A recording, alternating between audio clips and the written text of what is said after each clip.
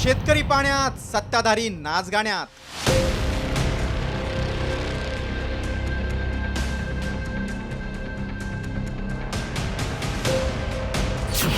शिंदे सेनेच्या नेत्याचा असंवेदनशीलतेचा कळस।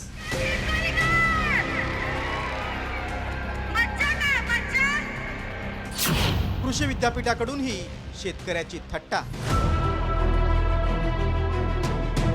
मराठवाड्यातील शेतकरी अतिवृष्टीने उद्ध्वस्त झालाय, घरदार सगळं पाण्यात गेलंय। या शेतकऱ्यांना मदतीची गरज असताना सत्ताधारी शिंदे सेनेच्या हिंगोलीतील पदाधिकारी राम कदम या असंवेदनशील पदाधिकाऱ्याचा हा कारनामा बघा।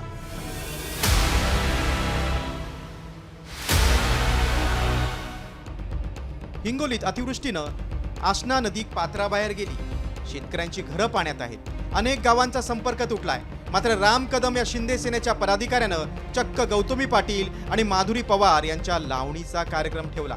या कार्यक्रमाला थिल्लरपणा करणाऱ्यांनी मोठी गर्दी केली, त्यांच्यावर पोलिसांनी लाठीचार्ज केला।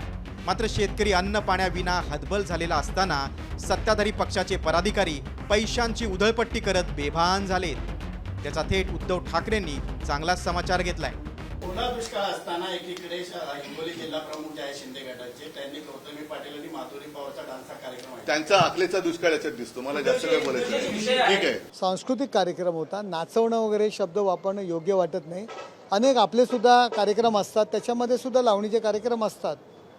महाराष्ट्राची परंपरा आहे आणि एखाद्या व्यक्तीने नाचवले हा शब्द योग्य नाही। मुद्दा फक्त हिंगोलीचाच नाही, अशीच पैशांची उधळपट्टी परभणी कृषी विद्यापीठातही पाहायला मिळाली।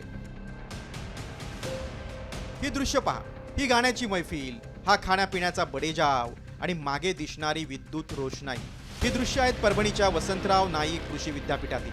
खरं तर कृषी विद्यापीठ शेतकऱ्यांच्या उन्नतीसाठी असतात, मात्र परभणीच्या कृषी विद्यापीठाचे कुलगुरू हेच विसरले। शेतकऱ्यांच्या हातचं पीक वाया गेलं असताना आणि शेतकरी टाहो फोडताना परभणीच्या कृषी विद्यापीठात राष्ट्रीय परिसंवादाच्या नावानं उधळपट्टी सुरू। त्यामुळे उधळपट्टी करणाऱ्या असंवेदनशील कुलगुरूंना पदावरून हटवण्याची मागणी होती।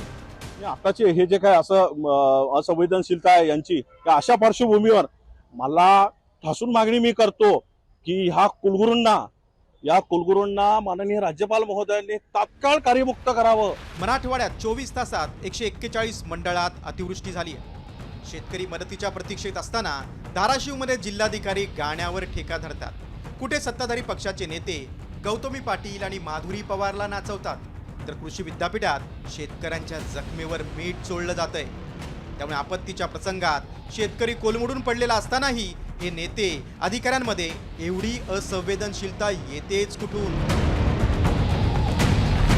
हिंगोलीहून संदीप नागरेसह परभणीहून विशाल शिंदे, सामठी। आता isakal.com आहे देशातील नंबर 1 ची मराठी न्यूज वेबसाईट।